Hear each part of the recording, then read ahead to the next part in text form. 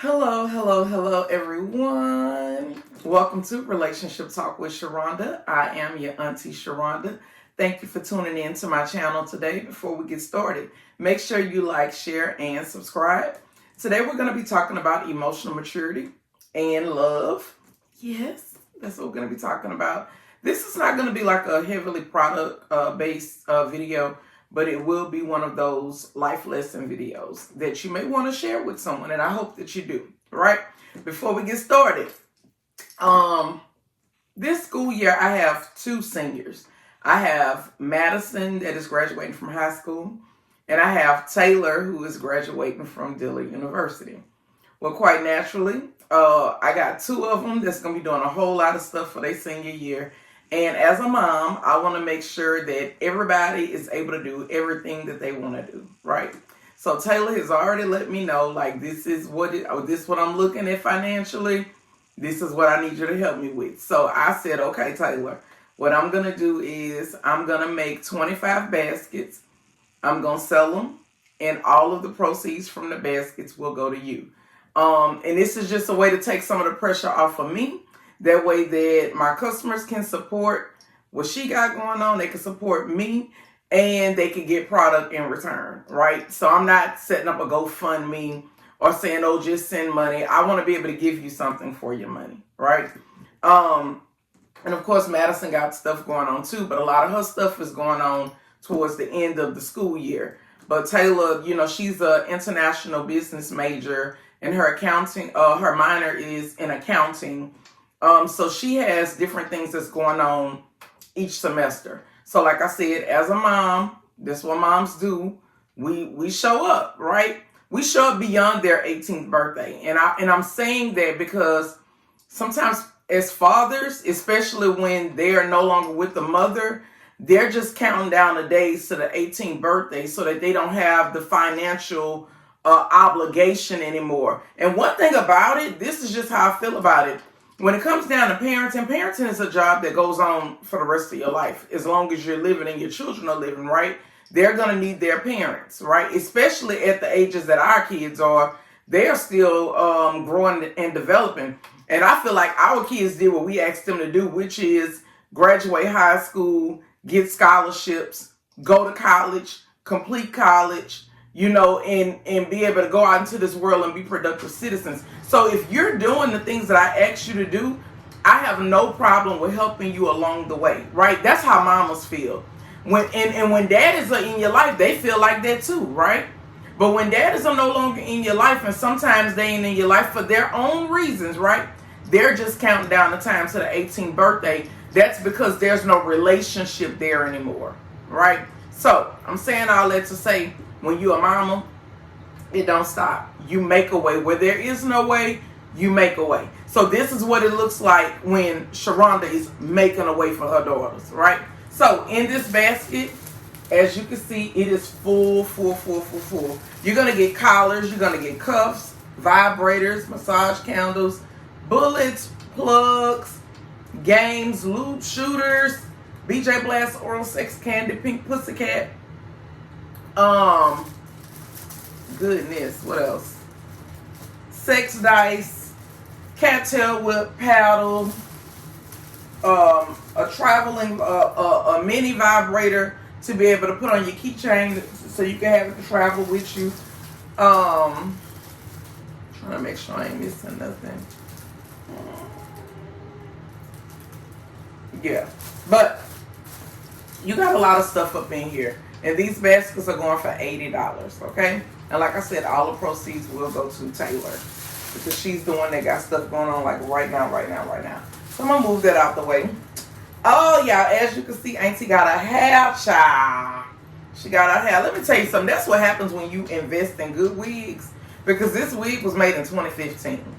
We are in 2025. This wig is 10 years old. All I did was took it out of my wig bag last night. I shook it out and put it on this morning. That's all I did. I got a braid appointment because y'all know I'm going back to my braids. But, sometimes you be having to pull your girls out. You be having to pull the old faithful out. And Coco made this wig about 10 years ago. I'm talking about Coco from Bogalusa. Rashilda She made this wig about 10 years ago. So, girl, you see, I pulled her out. I pulled old Faith out. And look, I got so many wigs. People say, well, what happened to all your wigs? Baby, if you ever made a wig for me, I still got it. Because most of my wigs, I pay between $800 and $1,200 for them. So I paid good money for my wigs because I wanted really good quality hair, because I didn't want the shedding and all of this kind of stuff like that. The reason I got a hat on is not because of the closure or anything like that. I got a hat on because it ain't sewed down to my perimeter. So I don't have to worry about the wig slipping and sliding back and forth all day when I'm in the office. So I was like, you know what, let me find a cute little hat to put on, and we're going to put the heels on and we're going to make it work today. That's what we're going to do. So let's talk about it.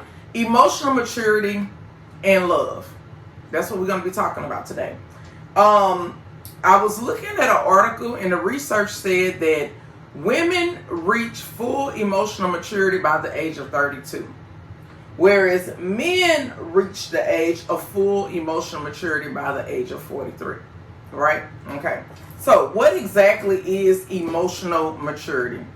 Let's see. Emotional maturity is not about ever feeling upset, angry, or sad. It's about how you manage those emotions and how you express them in a healthy, constructive way. A person who is emotionally mature does not allow their emotions to control their actions. Instead, they pause, they reflect, and they choose the best response. That is what emotional maturity is about, right? Why am I talking about this? Well, I was in my group and we were talking about love, and the question came up about, can you love more than one person, right? And the quick response that people give is when people say, yes, you can love more than one person. The next response is, well, you need to go be with them. That right there shows me where your emotional maturity is. When I see quick response like that, where there is no logic to what you're saying, I know that, guess what, it's going to be, we're going to have a different kind of conversation.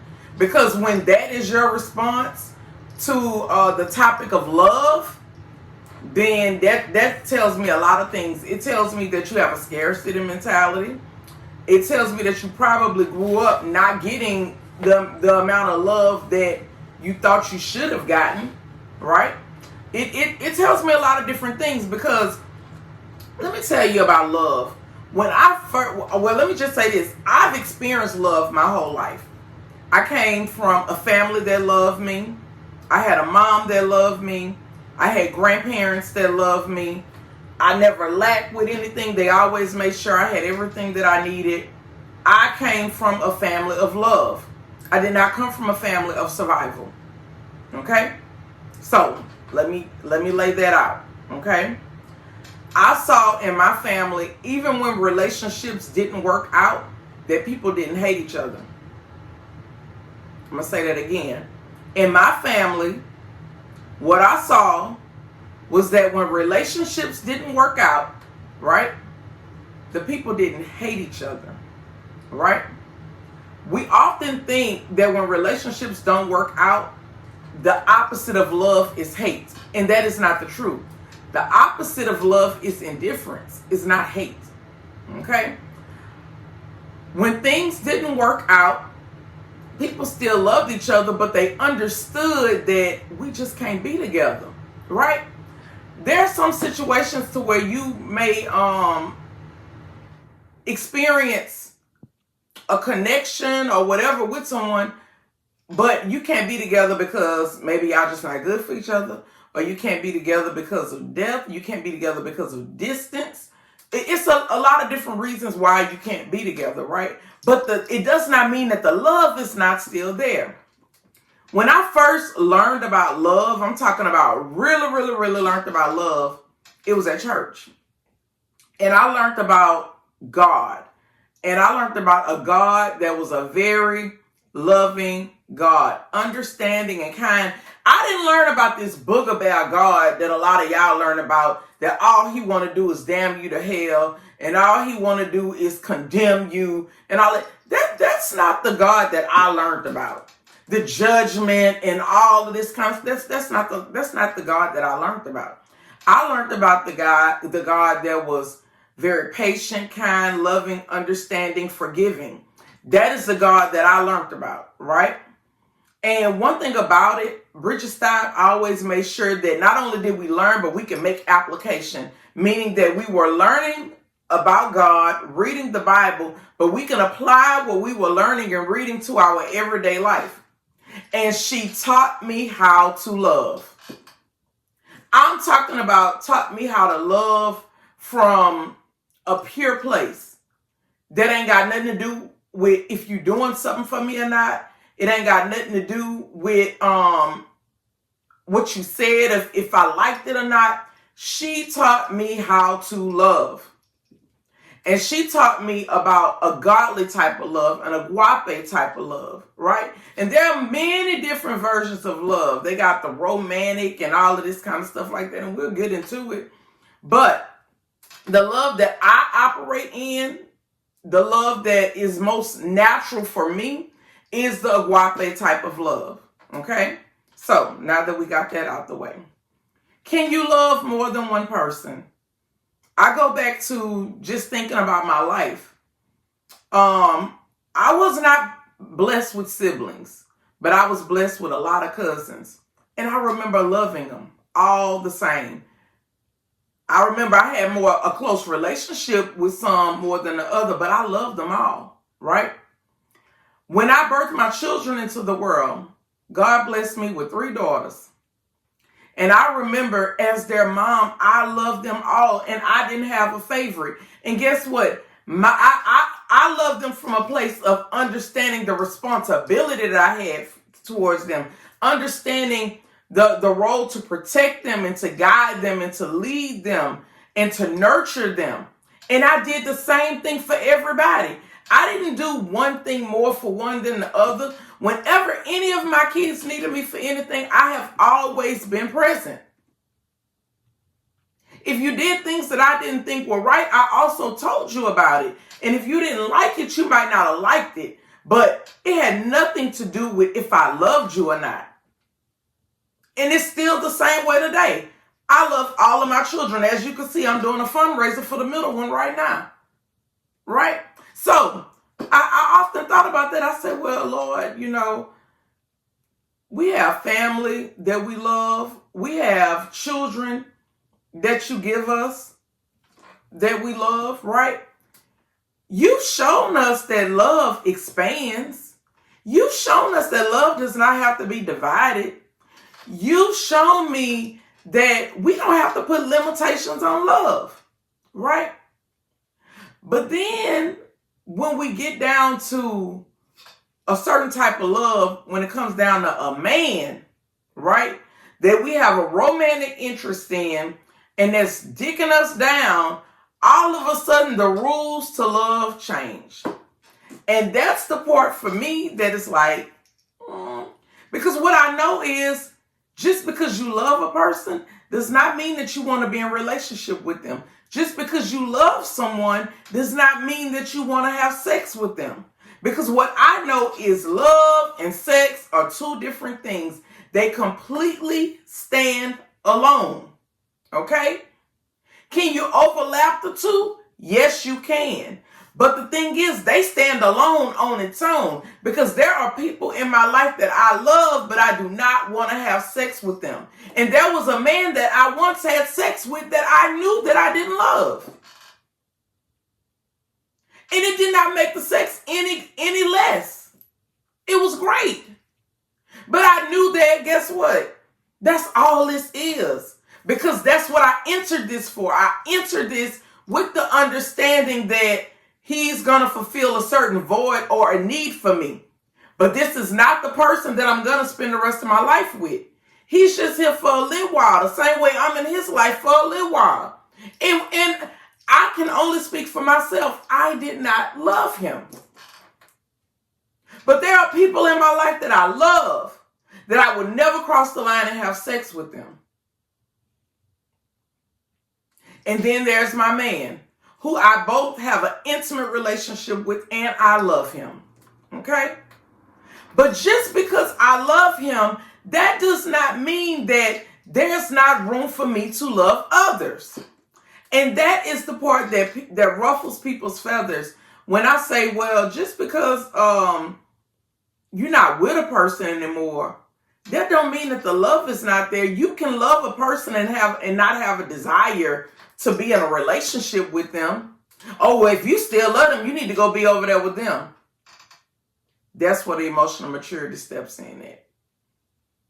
Because when you're emotionally mature, you can understand that I don't have to be in relationship with you to love you. Love basically comes to your need and your aid, and it responds to you in a certain type of way.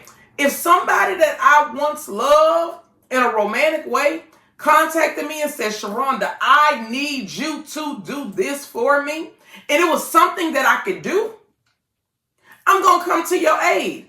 And I would expect that the person that I'm with that's in my life to understand that. That's the same way someone may be in his life that he may have once loved, right? Or still loves to this day. And they say, I need you to do this for me. Can you do this for me? I have no problem with him coming to their aid at all. Because I know that him coming to their aid don't take nothing away from the love that they have for me. The love that they have for me is independently of the love that they have for them. And the thing is, just because you're doing something for somebody else, it don't take nothing away from me.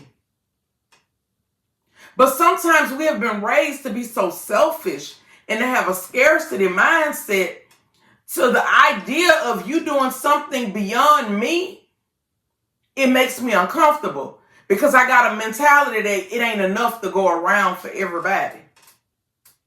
It ain't enough time to go around for everybody. Or I don't want you to give your attention to everybody, or so on, or whatever you want to call it, right? And at that point, we just put limitations on love. So the woman in the group was like, so you don't care about this, that, the other? I said, let me tell you something. The only thing that I care about when it comes down to my man and another woman, or people that have been in his past, or whatever you want to call it, is, are you being honest with these people? Are you being kind to these people? That's all I care about. Because I don't want to hear no stories about you being mean and low down and manipulating other women. Taking their choice away. I don't ever want to hear them kind of stories. But as women, we feel like if we with somebody, he gotta hate her. If we with somebody, it gotta be messing bullshit with her. That shows your level of emotional maturity. Because you can literally be in the same room with, I have seen women that just don't like women just because they know that this woman once had some type of relationship with a man that they done been with before. And that's the only basis that you have, and you take that and you run with it and be like, I don't like her. You know, he used to mess with her. What has this woman ever did you? Oh, she never did me nothing, but I don't get down like that. And it's like, get down like what? Being a good human being? What is it that you disgruntled about? This woman ain't never did you nothing. So what you upset with her for? Why can't, when we see people that we know, why we can't speak to them in a public space? Just because we've entered a new relationship with somebody else. Why would that turn into an argument in the car on the way home? Because I spoke to somebody that I know. And maybe the relationship didn't end on bad terms. We just understood that we wasn't each other's person. But this person ain't my enemy. So when I see them, what is the problem with me speaking to them? Emotional maturity. Everybody don't have it. When I think about why the man that's in my life is in my life today, it's because of emotional maturity.